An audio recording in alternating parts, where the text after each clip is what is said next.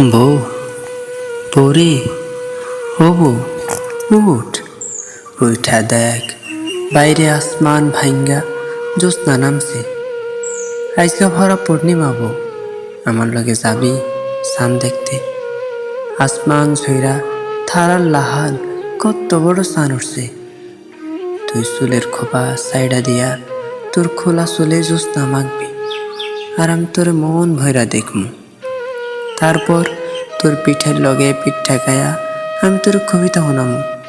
যাবি বউ, যাবি? ওই দিন যে সোনাতুলের হাট থেকে তোর কলাপাতা রঙের শাড়িটা আইনা দিছিলাম, এই শাড়িটা পিন্দা লব।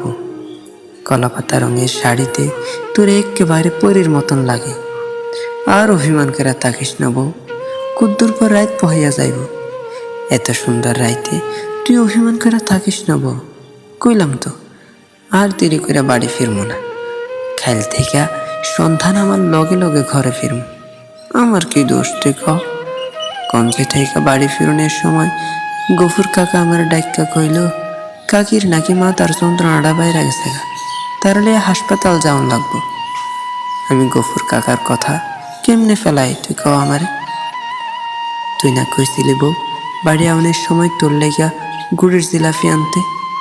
এই গুড়ের জিলাপিও তো খাইলি না। আচ্ছা থাক, ওই গুড়ের জিলাপি আর খাওয়ান লাগবো না। কালকে আমি গঞ্জে যাবো না। কাল সারাটা দিন তোর লইয়া রিক্সা দিয়া ঘুরমু। আর বাড়ি ফিরনের আগে খানের দোকান থেকে পেট ভইরা দুজনে বিরিয়ানি খাম।